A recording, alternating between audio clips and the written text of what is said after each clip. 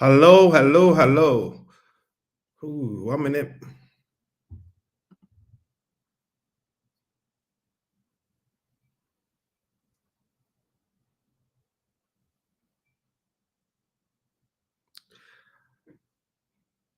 Hello, hello, hello. Good evening, good evening. Who's out there? We had a technical glitch just as we were starting. But we're back on now and we are live. We're back on now and we are live. Who's there? Who's out there tonight? Hello, hello, hello. The information that you're about to get tonight must be so vital. Last Wednesday was phenomenal. I can't imagine what this Wednesday is going to be like. We're live and direct. Please, right now, very quickly, start sharing the link with everyone you know to jump on board and join us also for another illuminating evening as we talk about our finances, mastering your money. It's time for you to master your money and for your money not to master you. Like I like to say, money is a wonderful, wonderful servant, but a terrible master.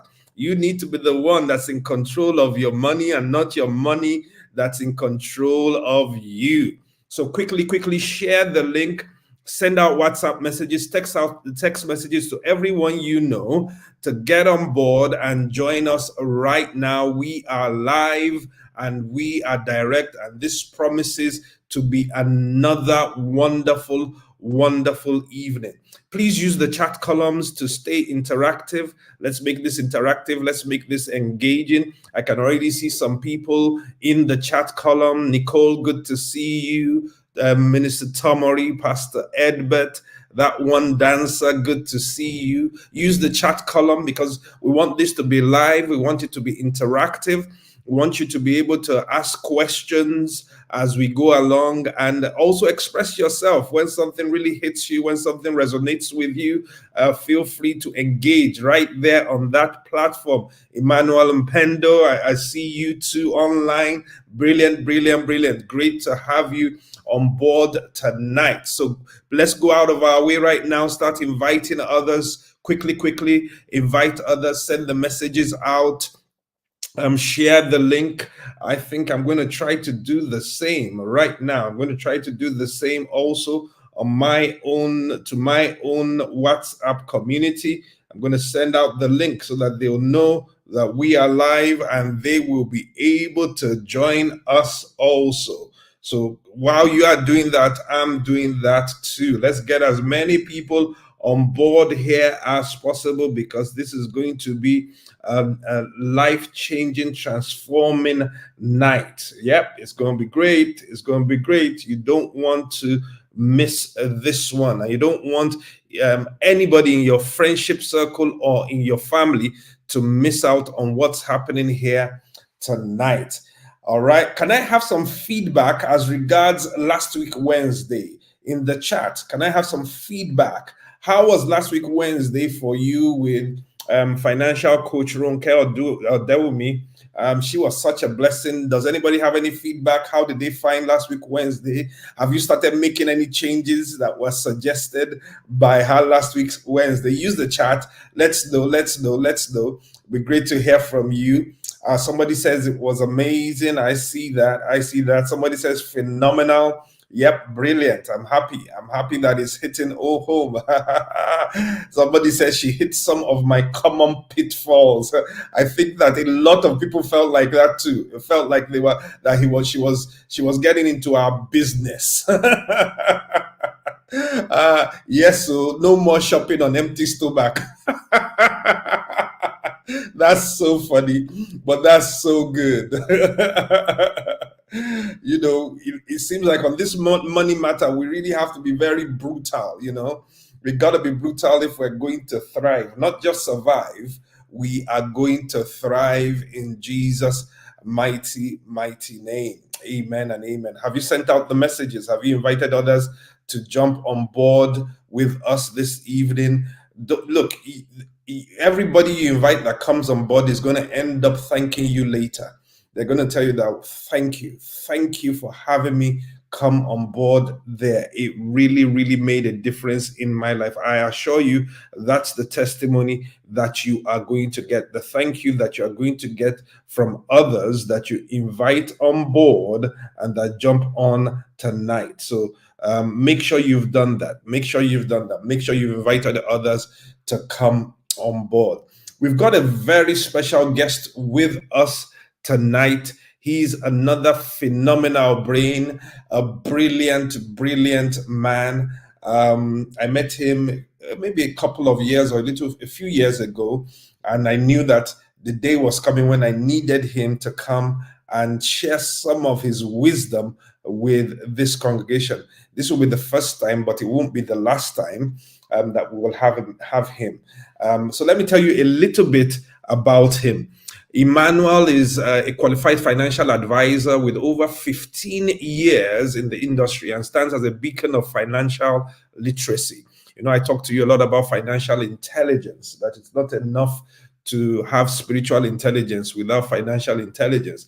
Well, this is somebody that knows about financial intelligence. He's renowned for captivating talks that have reached over 50,000 people nationwide. He has graced major media platforms and served as a financial expert on BBC Radio, Channel 4, Jeremy Wine, and ITV, putting him in the homes of millions of viewers across the UK. He's the founder of the Iman Effect and a partner at Belvedere Wealth Management. He empowers individuals, families, and businesses towards financial independence. Emmanuel is also the author of the Amazon bestseller Get Your Money Right, which demystifies my finances and promotes a healthy money mindset. As an ambassador for the NSPCC, Prince's Trust, and my BNK, Emmanuel is committed to imparting financial wisdom, breaking the chains of economic hardship through financial education, and becoming the financial advisor to the nation. And that only says a little about who he is. He's busy. He's busy just educating people financially. And it's such an honor and such a pleasure to have him on board with us tonight. So welcome up on stage, the one, Emmanuel Asuquo. Welcome, welcome, welcome. Hey, Pastor Temi, how are you? I'm all right. How are you doing? I'm feeling blessed, man. I'm feeling blessed. I can see the energy. I can see people are ready. So, yeah, I'm looking forward to it. Yeah, I'm super happy to have you on board here. And we don't want to waste time because we want to be pretty disciplined about our time so that we can cover as much ground as possible. But before we start getting into the questions, because what we wanted to do tonight was going to be a full question and answer session, I just wanted to just banter with you a little bit. How did you get onto this pathway of financial education, financial literacy, financial coaching and advising? What motivated you? What's your why, man? Yeah, that's a great question. So I guess my why was always my mum. My mum. We grew up on a council estate in Tower Hamlets, East London, and I used to live in a place called Limehouse, which is very close to Canary Wharf. And my mum and dad, but my dad used to work a lot. Obviously, you know how it is working. He's an accountant, so he was studying and working at the same time. So, you know, my mum always was the one that chose to do a job as a dinner lady at schools, so she could be at home. By the time that we finished school, she could be at home. So where a lot of my other friends' parents were working and they weren't at home, so they could roam on the streets or do whatever they wanted, my mom made sure that she came home. So we had to make sure we was in the house. And just seeing her hard work, she had arthritis in her knee and she used to struggle and limp but she would do whatever it took to provide for us. And I remember looking out of the window and seeing the buildings in Canary Wharf and just feeling like my change is there. And I always tell people, you know, sometimes you just have to have a vision beyond your situation. Like, forget, you know, the fact that we didn't have much and we were on a council estate. I could see the bright lights of Canary Wharf and I said, I want to be there. And, you know, that vision, by 22, I became the youngest financial advisor in Barclays in the country, and then carried on carried on from there, and then realized that I got tired of just helping rich people get richer. And so after working at a few other banks, I then decided to go online and teach people about finance online. And then I was spotted by Channel 4. They saw my content, and I got an opportunity to do a TV show towards the end of 2019 for Channel 4. After that, we had the pandemic. And I always tell people, sometimes you don't have to wait for the opportunity. You need to be doing the work, and then the opportunity will come.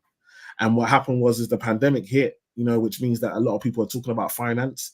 Then we had the tragedy with George Floyd, which meant that media companies were looking for Black people to talk. And obviously I'm a Black person that talks about finance, and I haven't stopped working since. That was 2020, and I have not stopped being on TV, radio, traveling the country, going abroad, obviously books, all of this. And now this is what I do full time. So that's kind of how I got it. And it was really, and I always encourage everyone to have a vision beyond your situation.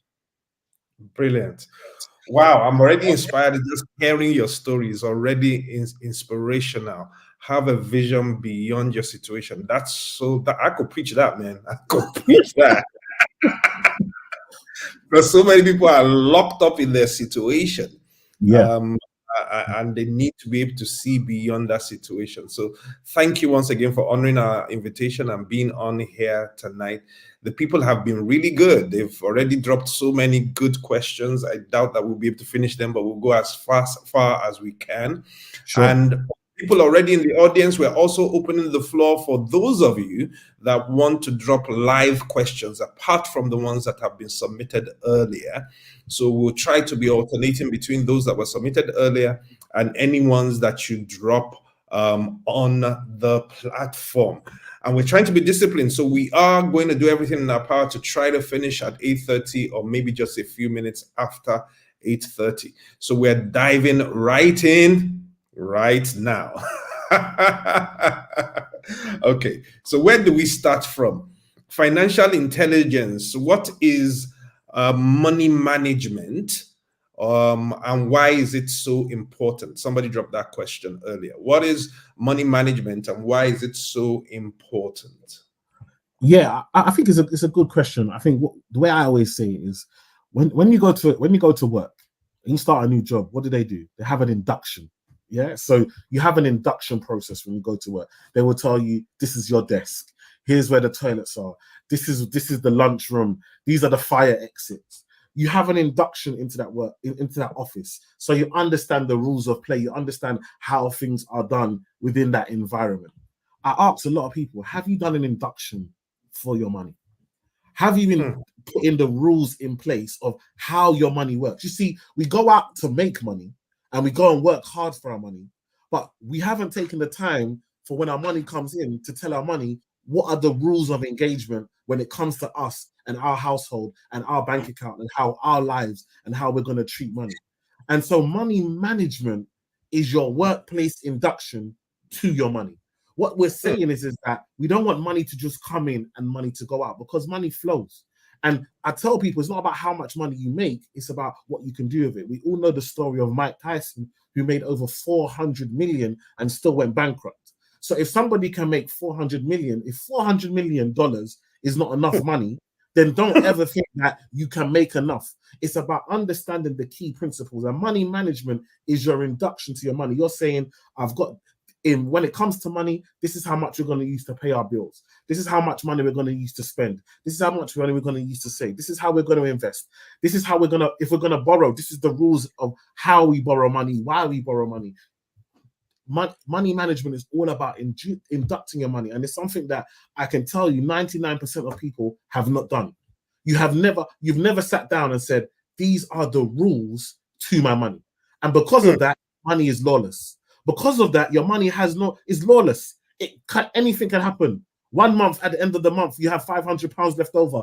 The next month, you're £1,000 in overdraft. You're saying, what's happening? You've never ever sat down and set the rules and regulations for your money, so your money is running lawless. Brilliant. I mean, somebody said it's already getting hot in here.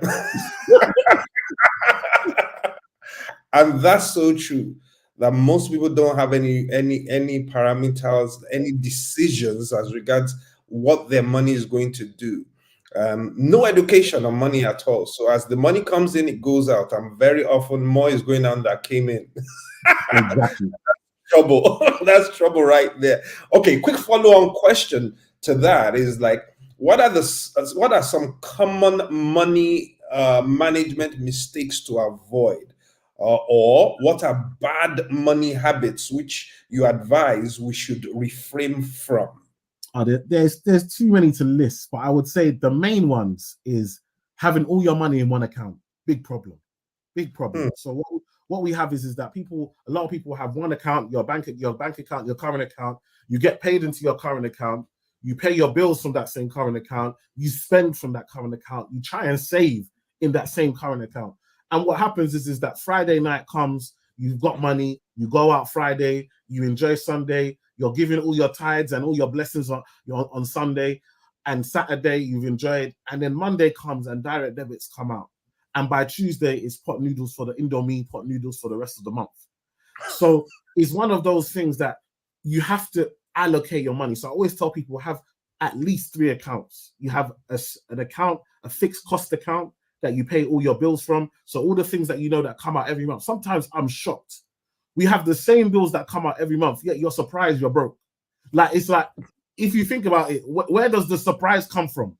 It happens every month. There should be no surprise. It's the same bills that were last month that are coming out this month. There should be no surprise. So what we have to start doing is saying, actually, I've got a fixed cost account, so my fixed costs come out from this account. Then I have a spending account. I put myself on a budget. That's what people don't do. You don't put yourself on a budget. You pay your bills, and then it's a game. How quickly can I spend this money until the end of the month? In fact, guess what we do? We clap for ourselves.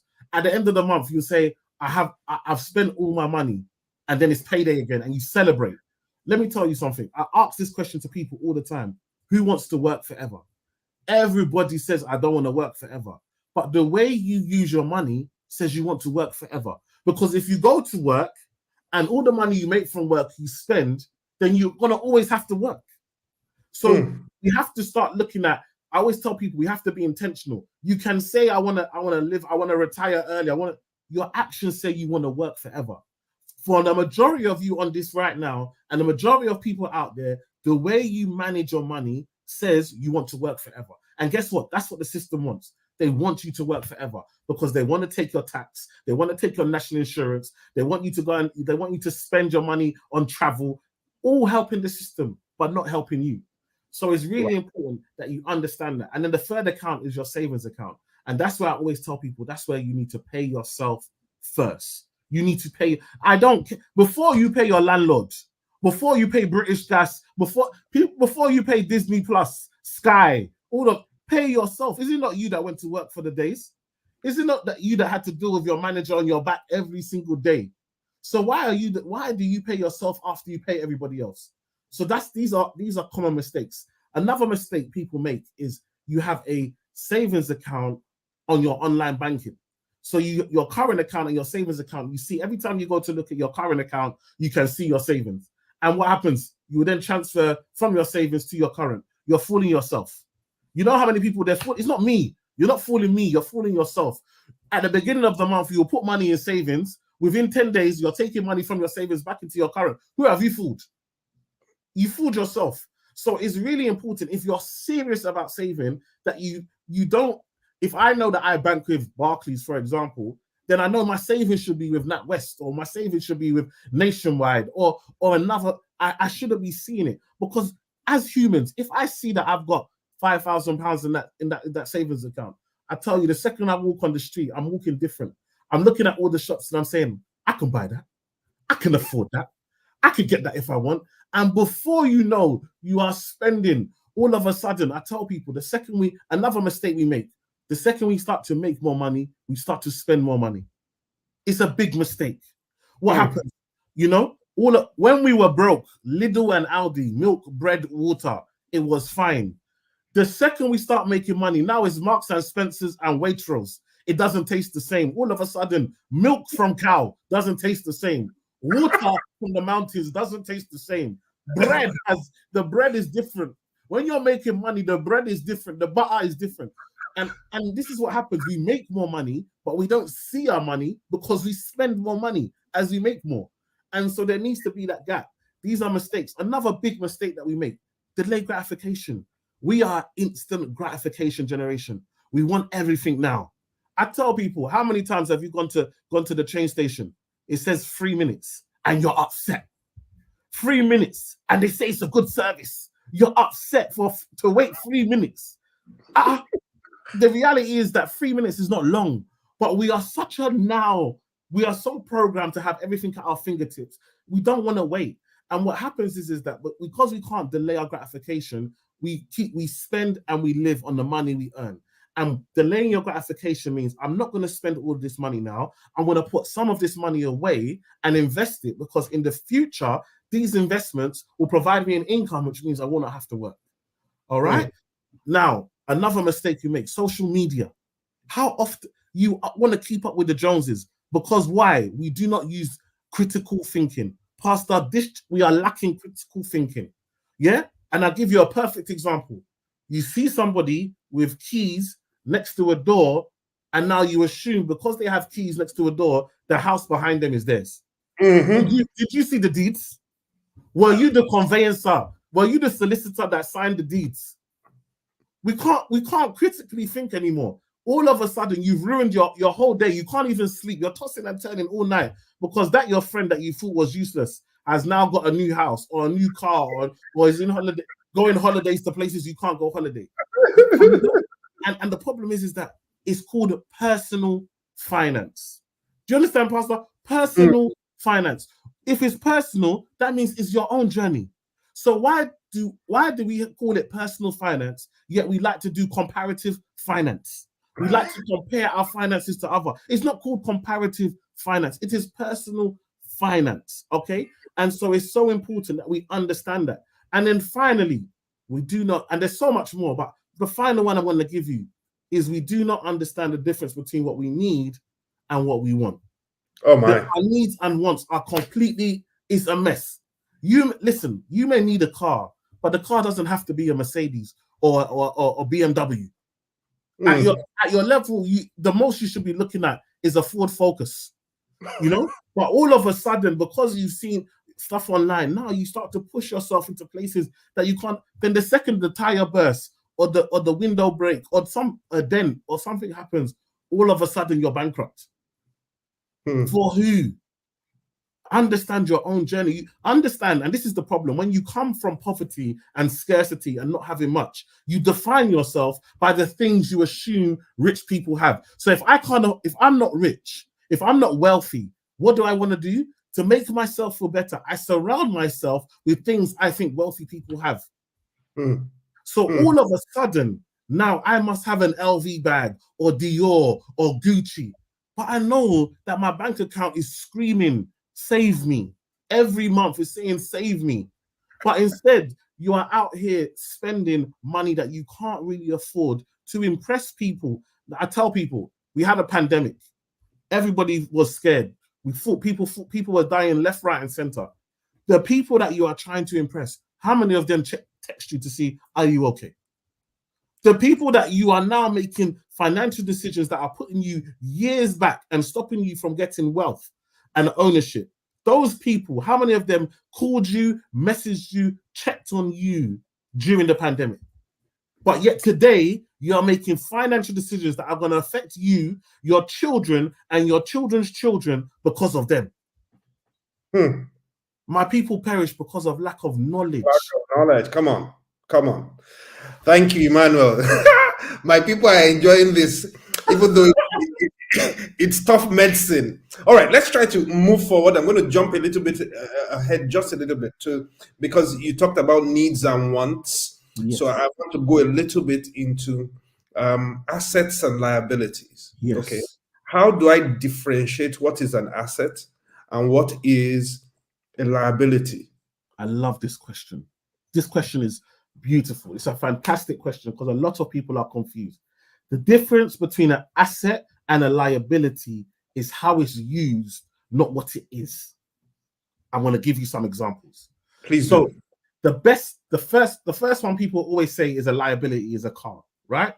So they'll say a car, it depreciates in value, it goes down in value. So they say to get a loan on a car, so let's say the car is worth 20,000, you buy a car for 20,000, you get a loan, let's say to keep the math simple, the interest is 10,000. So you're going to pay back £30,000 on something that costs £20,000, but each year is going down in value. So the first year goes from 20,000 to 15, then to 12, then to 10. So it's lost half its value within the first 3 or 4 years. So they would say that is a liability.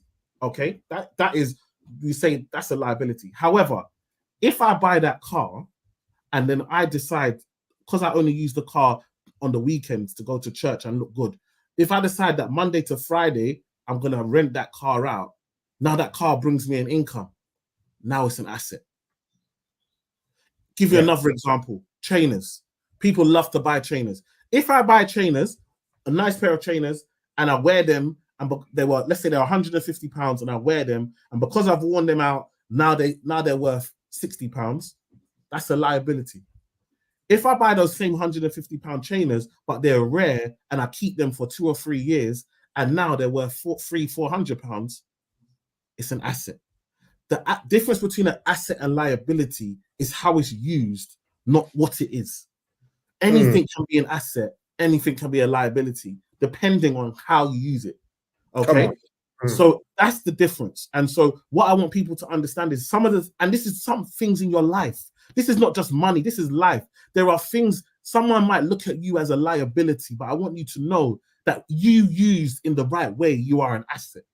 You might look at your life right now and feel that all I have is liabilities, all I have is debt. But I want you to know, in the right environment, with the right education, with the right network, with the right influence, with the right mentor around you, you will become an asset.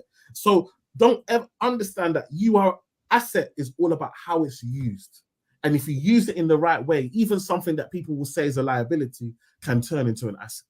Brilliant. I absolutely love the way you've explained it, because this is the way I like to talk about it also. I mean, the typical thing that people will tell you is that an asset is what puts money in your pocket, while the liability is what takes money out of your pocket. And then we often use that simplistic definition to say, okay, a car is definitely a liability because it's taking money out of your pocket. It's not putting money in your pocket. But just like you've been saying, it depends on how I'm using that car. What if I'm using it as Uber? What if I'm using it as Bolt? What if I'm using it to increase my income? So all of a sudden, what would normally have been a liability is now an asset because it's increasing my income. So this changes our thinking, or should change our thinking, to start saying, okay, even the things that are quote unquote inevitable liabilities in our lives, are there ways we can turn them around and start making them assets? Brilliant, brilliant. Next question here says, how do I start budgeting if I've never done it before? How do you budget if you've never budgeted before? That's a great question. I think the easiest thing to do is to start small. I always tell people the same principles to manage £10 is the same principles you'll use to manage £100, £1,000, 10,000, 100,000, and so on. So first of all, so that's why budgeting can start as young as children. So even my children, I've got young kids. When they get money from their birthdays or stuff like that, I will never let them spend all the money that they get, because it's a false reality. A lot of us have grown up on a false reality. We grew up, we got money, and then we went and spent it and bought sweets. But the reality is, when you go to work, before you get your money, the tax man has already come out. Then when you got it, you still got bills. You got to pay for your house. You got to pay for your electricity. There are things that are going to take money out of your pocket in the real world.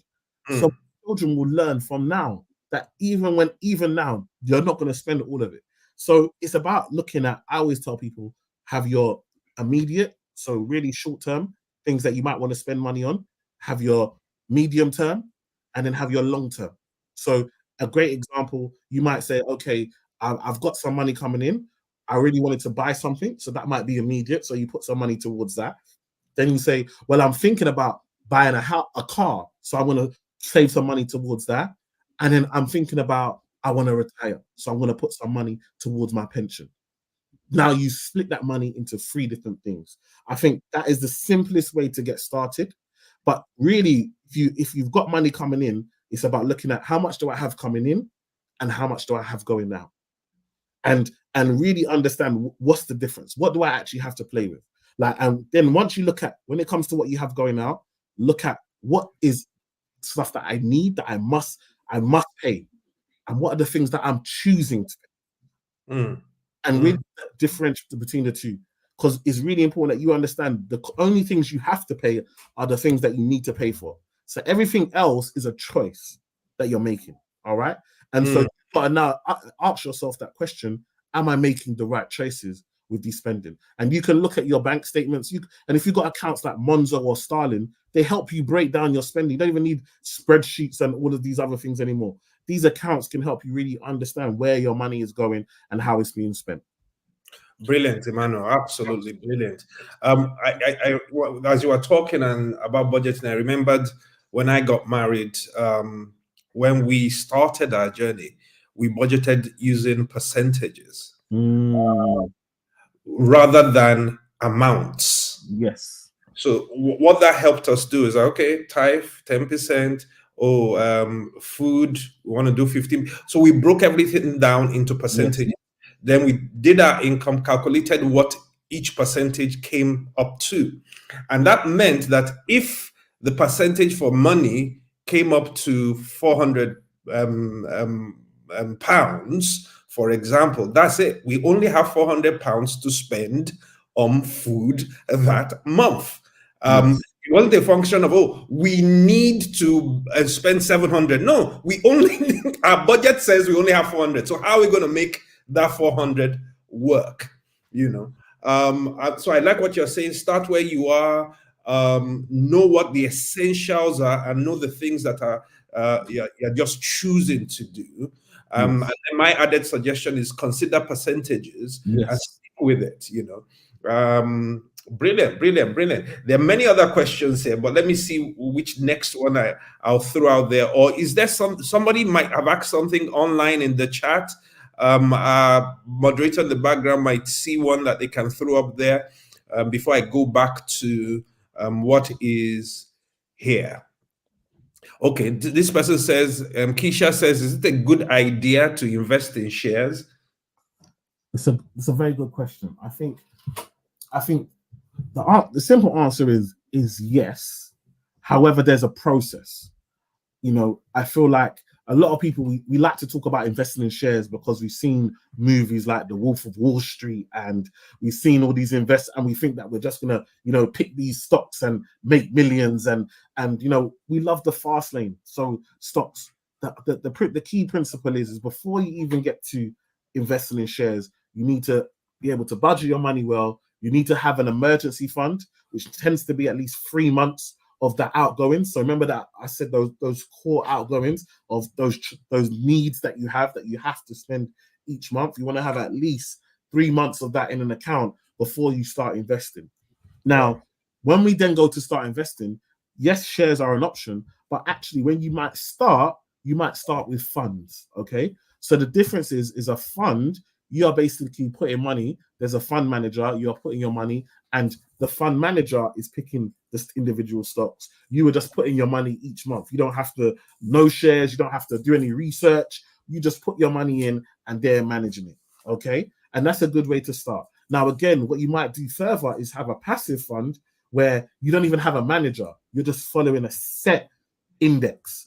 So, for example, a lot of people will talk about the S&P 500, which is the top 500 US companies. You're looking at, Google, Amazon, Apple, Netflix, all of these big companies that we use every single day are there. So you can just invest in that and begin. And it's done an average of around between 8 to 10% over, since inception if you work it backwards. So it works but these things go up and down. So it's not always about talking about the up.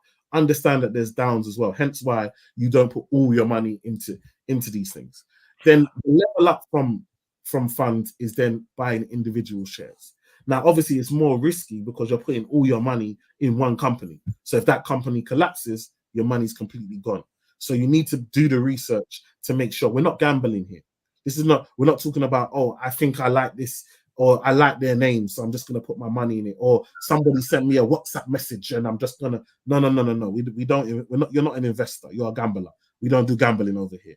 If you're an investor, you've done research, you looked at what the company is about, you searched them in the news, you looked at where they're going, you looked at their partners, you can go onto Yahoo Finance and see how much debt have they had over the last few years. You can look at how much inflows they've had over the years. You can look at what the board of directors are planning for the future. You can see any issues that have come up where you're doing the research before you're putting your money in there. But again, this is a longer term strategy. So when we start talking about stocks, shares, investing funds, we're looking at giving it at least a 5-year or more. We're looking at a longer term strategy when we're investing. We're not day trading. You're not putting your money in and trying to take it out on the same day and all of that type of stuff. This is long term investing to get growth and build. But yes, shares are good, but done correctly with the knowledge. Brilliant. Since somebody has taken us in the direction of investment now, I think that there was another question on investment that we can quickly try to answer. It says, what are some alternative investment options to Bitcoin that you would recommend? Alternative to Bitcoin? Yes, apparently from these questions. Is Bitcoin, should we even, is it a bit late to invest in Bitcoin? I don't know. I mean, the honest truth is, and I like to be honest about these types of things. For a lot of people that are talking about crypto and Bitcoin and so forth, some of you struggle with PowerPoint. Some of you struggle to change the password on your phone. I don't think this investment is the right one for you at this time. There are other things that you need to know before you go and start throwing your life savings in this direction. But if you are comfortable with these types of investments and so forth, I would say that we have moved, since the pandemic, we have seen that, we are using cash less. So we are a society where we use less cash.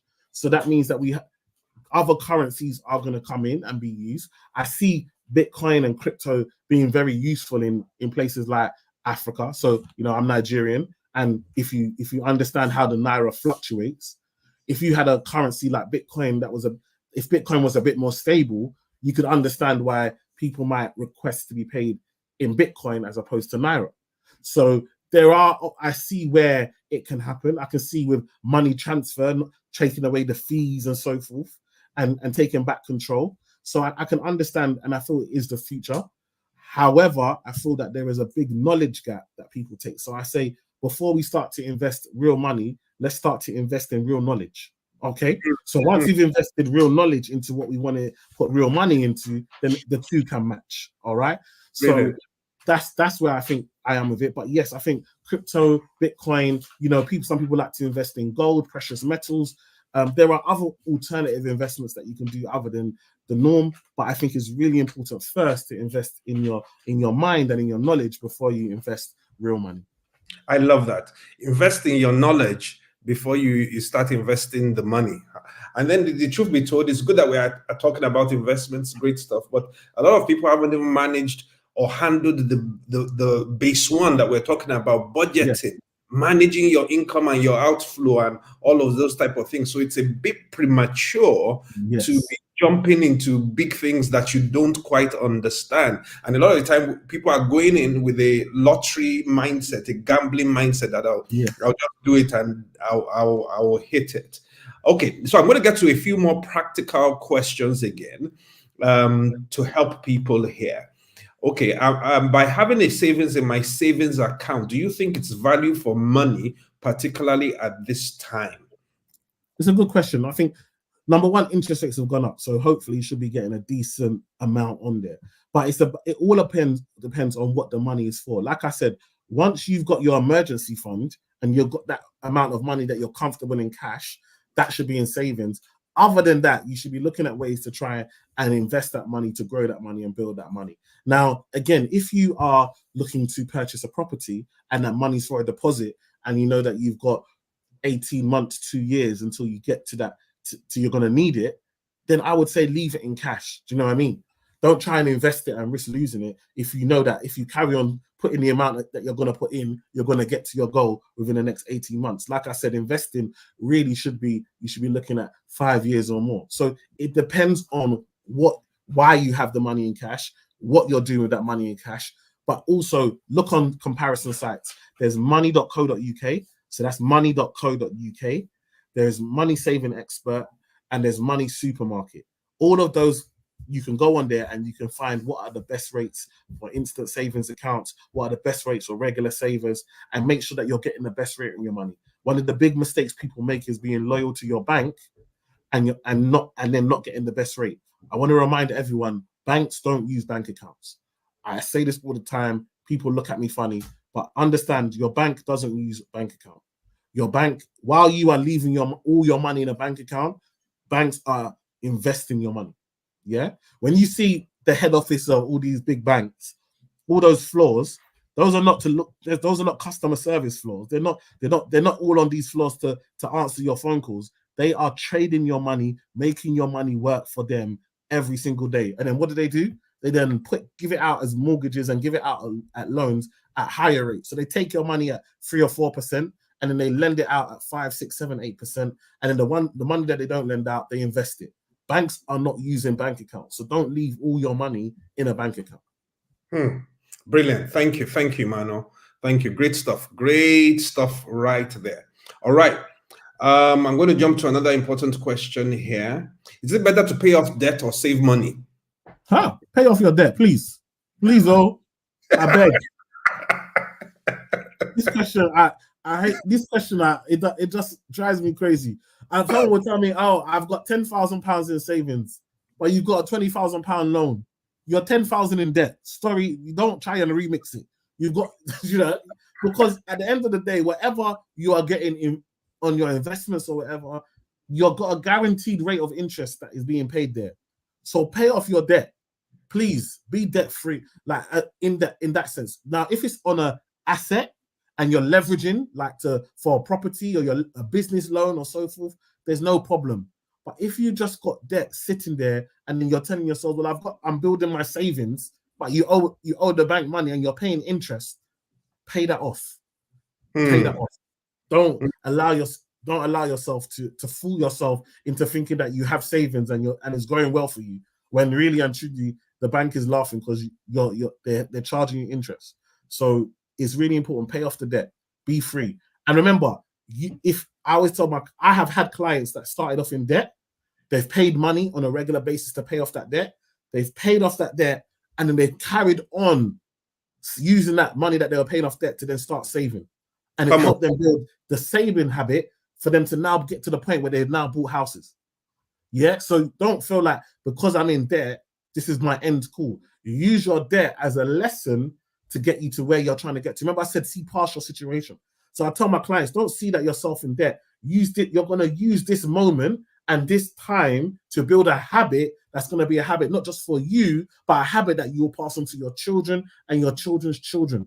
And so see past your situation. Sometimes we're so covered in debt and where we're at that we want to pretend like it doesn't exist and tell ourselves that we're saving and remain in debt.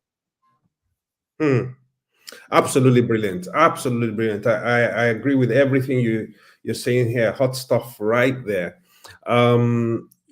And I like the last point you just made, that you're trying to clear a loan and you're coughing up £300 per month to get out of debt.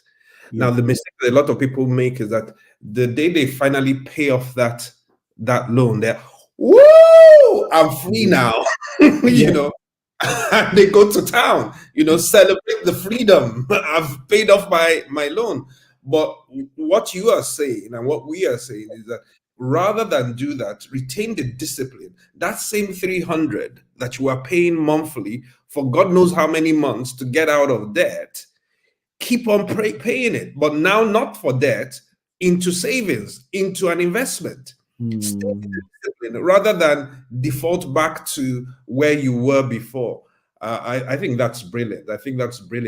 Wow, time is flying. Let me see. There are a few questions, other questions here.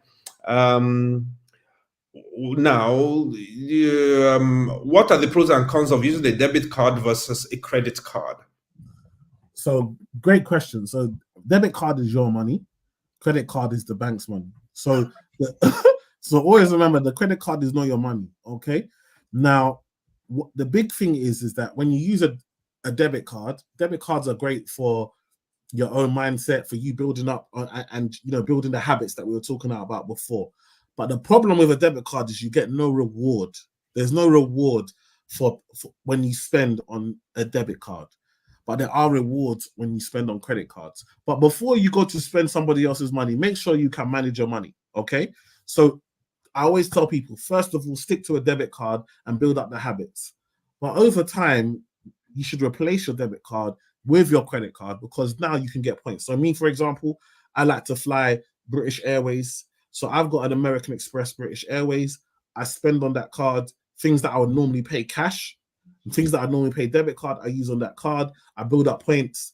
Now me and my wife are about to fly off to Trinidad and Tobago. We've got a couple's voucher, and it's like it cost us hardly anything. Do you know what I mean? Because, and that's that's money that I would have spent anyway. I haven't spent anything extra.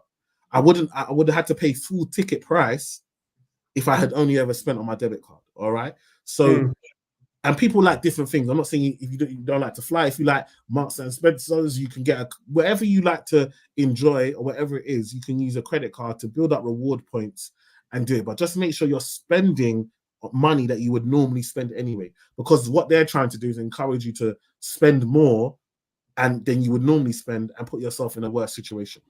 So just keep it to spending stuff that you would normally pay for, whether that be travel, food at work, normal things that you pay cash, put on your credit card and then pay the full balance off at the end of the month. You'll build up your credit score, and you'll also be able to get points and rewards. All right. What are the other ways I can build a good credit score? Obviously, from what you've said now, using a credit cards properly. In other words, when you use the credit card, you pay the credit card off.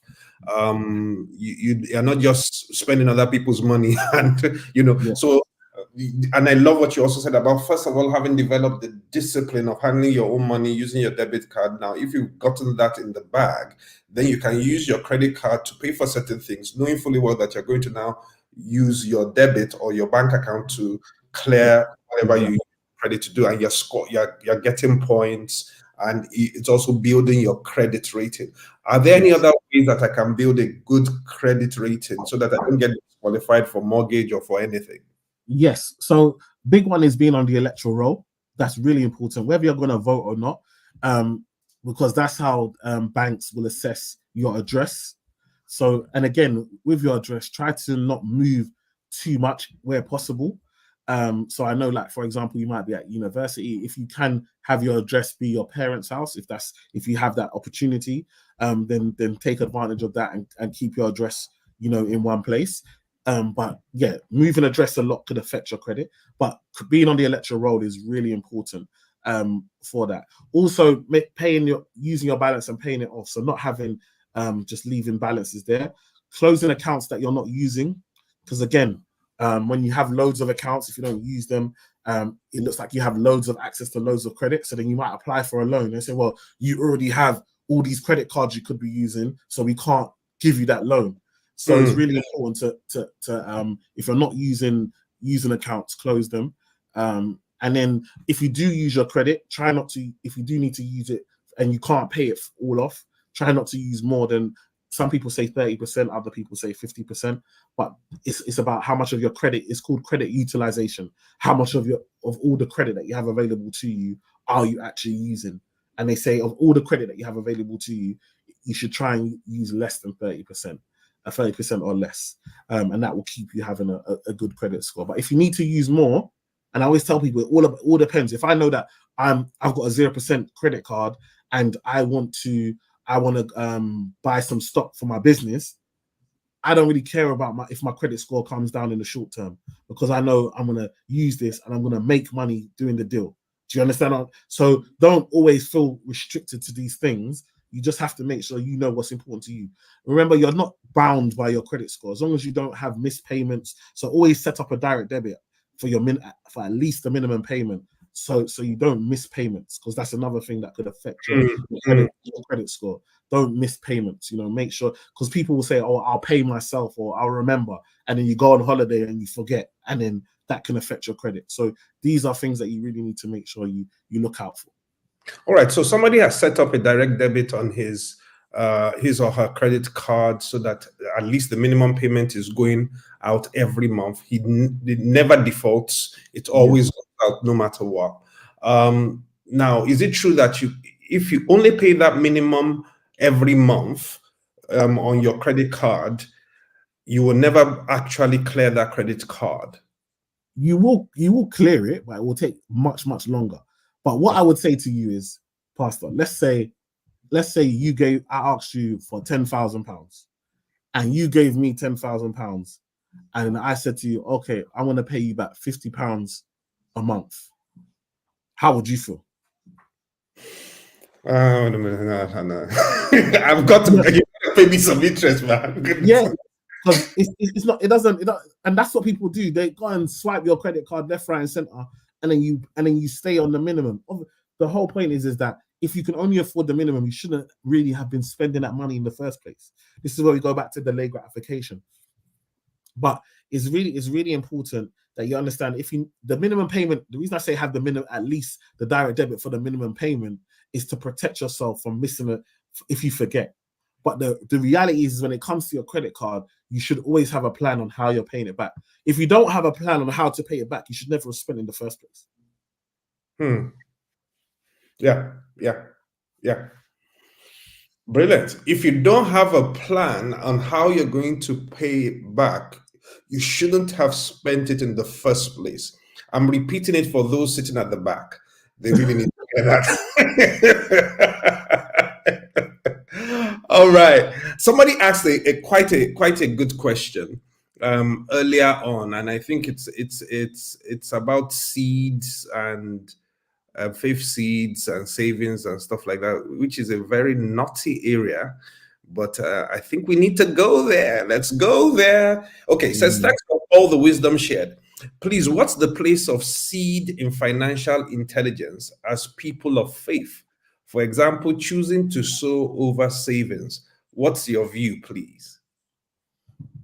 When you're saying seeds, as in giving to church, as in, yes, that's what the person. This is somebody that believes strongly. Believers, particularly those of us of charismatic Pentecostal persuasions, believe in the seed faith, where you give to church with certain expectations. I won't go too far down the road there, but what are your thoughts? Yeah, I definitely believe that. I think I'm a big believer in value, and so if I'm a part of a church and I go to a church and I know that when I go there I have a seat to sit down on. When I go there, we're not sitting in the dark. The lights are on. In the winter, it's cold and the heat is keeping me warm. I understand that expenditure has been made in order for me to be able to experience that environment. So if somebody's providing me with value, it only makes sense that I add to the value that I'm being provided. So I'm a big believer in that. Where I feel like, it can go wrong is that when you are now doing it at the detriment. So when I see people will take out loans to plant seeds, or when I see people who will take their children's the savings that they put for their children's education, they will take that out to sow into the church. And I feel, for me, you should have an amount. If you, like you said, in percentages, if you say I want to give 10% each month to church, or 20%, or I want to have an extra 5% that I want to put to be able to give. I don't, not just for church, even for me, I have a separate account. I know that I'm Nigerian. I know that they're going to call me from the village. I don't know when, but I know I'm going to get WhatsApp, text, everything from. So for me, I have an account where I put money in there. Whenever I have money left over, I put it in there. When they ask, I can only give from that account. That's what I can afford to give. Do you know what I mean? And so I feel that when it comes to church, we have to be wise in regards to, if it means that the difference between paying your rent or giving to church, I think that their wisdom should be put in place, that you know, not only for you, for your family, for your kids, there should be shelter above there in church, and God will understand why you need to pay your rent as opposed to put that money into church. I hope that people understand that. But some people, the faith has touched them so much that that sounds ludicrous. And, you know, if they give to church, God will pay their landlord.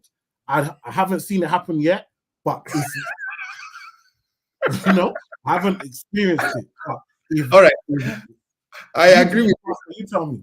I agree with you, Emmanuel. You're making absolutely valid points here, and I think it's really a good question for us to talk about a little bit, Yeah. particularly as we're coming to the end of our time, because we are dealing with people that are very faith based, and we do believe in giving to church and giving to the kingdom, and the nomenclature that we use, or that a lot of the circles use, is seed sowing.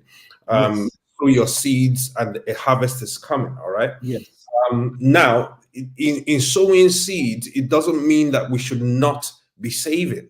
It shouldn't. It's not an either or, and it should not be mutually exclusive.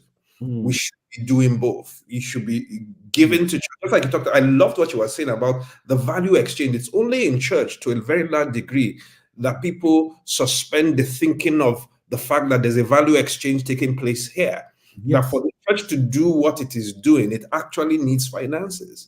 And so at the very base level, you're giving is the value exchange for the value that you are getting. Yes. You know? But then I think expectations can be very wrong when it comes to seed sowing, because people give financially and then they're expected to get home, open the fridge, and find money sitting in the fridge for them. The expectation, the right expectation we need to have when we sow seeds is that God is going to bless us with favor. God is going to order our steps to where we can go, what we can do that will now turn into increased financial income. God will give us the knowledge of witty inventions, some idea will be inspired with, and by that idea we'll be able to make more more income. So I'm not expecting money to drop from heaven. Actually, money doesn't come from heaven. It's something that is made down here on earth, right? So what comes down from heaven is the favor, the intelligence, the divine direction for me now to make money. He says he gives us the power to get wealth, not the wealth. So he gives us the power to now get the wealth. So they're not mutually exclusive. We should be doing both seed sowing and saving. Yeah, I think that's what I would have to say about that. I hope that's helpful. I think it is. We are at the 8:29 minute. Emmanuel, let's just give the people a couple of more minutes, and then we can't exhaust the questions. There's so many questions here. You have to do this live one day, Pastor. We have to do a live session. Yeah. That's becoming so obvious. Even last week Wednesday, it became obvious that we've got to do a live thing, maybe a financial summit. My goodness, let's come down and let's do this, man. We'll do it. Let me see, what last question is there? A good question in the chats, or I'll look for one of the questions here that I can quickly throw out for us to use to round up.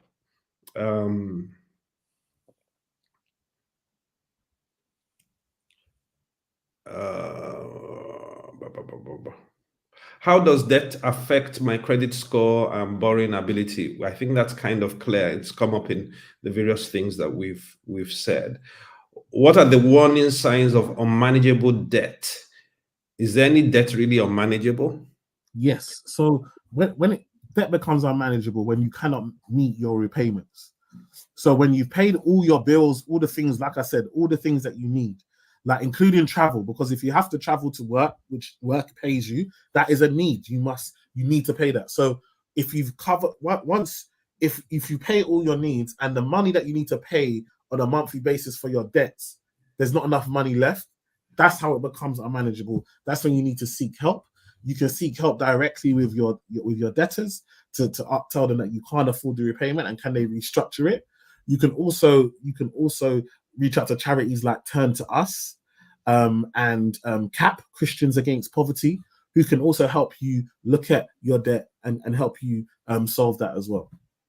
Well, brilliant, brilliant. Somebody's asking for advice for young adults to get on the property ladder. I think we're going to really go into that next week. But I don't know whether Emmanuel wants to just throw something out on it. No, definitely. I think the big thing is that it's becoming, especially if you're trying to do it in London, it's becoming harder and harder. So you really need to understand. So to keep it on a basic level, when it comes to buying a house, typically the bank will give you 4.5 times your income.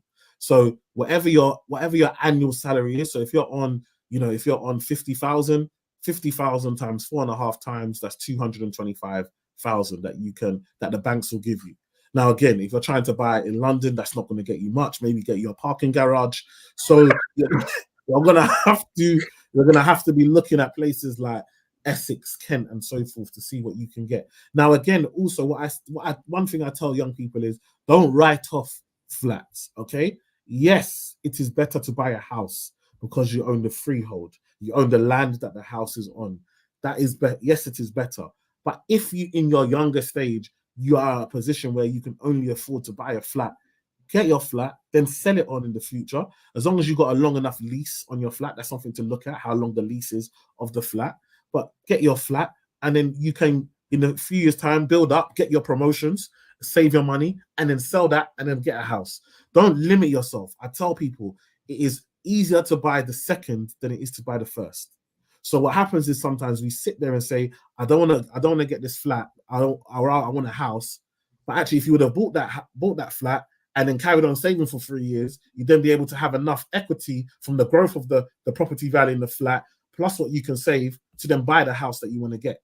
By the time you try to save with no assets building at the same time, the house price, by the time you can afford the house price now, it's already gone up over time. And so you're chasing something that is going to struggle to catch. Now, also remember, there are things where you can add your parents, even though they have their own place, you can add their income to help you buy as well. So there are options. So the best thing I always tell people is speak to a broker, speak to someone who can let you know. Don't wait until you think you're ready.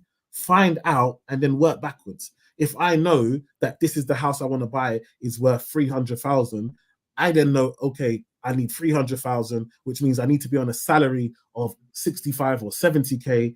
Now I need to work out, I'm currently on 45K. What jobs pay 70K? Okay, I need to do X training. I need to go and do X experience. I need to go and get X mentorship so I can get the job for 70K, which then allows me to buy the house for 300K. It's about really planning. What a lot of us do is say, I want to buy a house for 300K. I'm going to save 30,000, which is 10% deposit, and then buy it. And then you get there and realize they're not going to give you the money. So it's really important to work backwards. Okay. Brilliant. Thank you. I know there are other questions as typical when we're about to round up. That's when a few other questions start rushing in. What do you think of premium bond savings account? Yeah, premium bonds are okay. They used to be good back in the day. They used to be very worthwhile doing. But now the rates are not that great. You need to have, I always tell people, you need to have quite a lot in premium bonds to be. Basically, what happens is a raffle every month. So you don't get any interest on it. You get a raffle and you can win from £25 up to 2 people that win £1 million. But obviously, for you to have more tickets in the draw, you need to have more money in there. So I don't necessarily, unless you've got 10, 20, 30,000 pounds worth of money in premium bonds, you're not likely to be drawn quite regularly. So you're probably better off having a normal savings account. All right, brilliant. We have to call it a night. We have to call it a night. We wanted to close at 8:30. We're at 8:35, but the conversation goes on. We're still continuing next week, Wednesday, and we're, like I said right at the beginning, this is not the only time we'll have Asuquo Emmanuel. We're going to have him again and again, and we're going to do some stuff live by the grace of God. I want to really encourage you all to follow Emmanuel on the various platforms where he is. Google his name, you see all the places. Where can we get you, and how can we follow you? Yeah, so Instagram is the main platform that I use. It's the page is the Eman, so EMAN effect EFFECT UK. So the E-Man Effect UK is the page, but if you just search Emmanuel Asuquo, it will come up. I'm on TikTok if you like TikTok. LinkedIn is really good as well. So just type in Emmanuel Asuquo on LinkedIn. And then my website is www.emmanuelasuquo.com. All right. So we can connect on this stuff, and you can get in contact. If you feel like you want a one-to-one, you can do that. Also, you can get my book on Amazon, Get Your Money Right, which is a guide on how you can make your money really work for you. Brilliant. I really recommend that you get the book. It's brilliant. Thank you for your wisdom, Emmanuel. God bless you. Real good. I want to thank all of you that took out time in your evening to be part of the conversation tonight. I trust that it has been a blessing. I can see some feedback already in the chat that people really enjoyed it. We'll throw some of that on screen so that Emmanuel can see that he was the bomb. And then don't you miss next week Wednesday. Next week Wednesday, we have a dual guest coming in.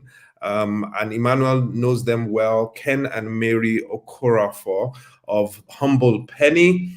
And they too just released a book, and they are brilliant too. We're blessed. We're blessed. We thank God. Thank you all once again. Let's just show a short word of prayer and we'll call it a night. Okay. Mighty Father, we thank you for tonight, and we thank you for the wisdom that have been shared, the questions that have been answered.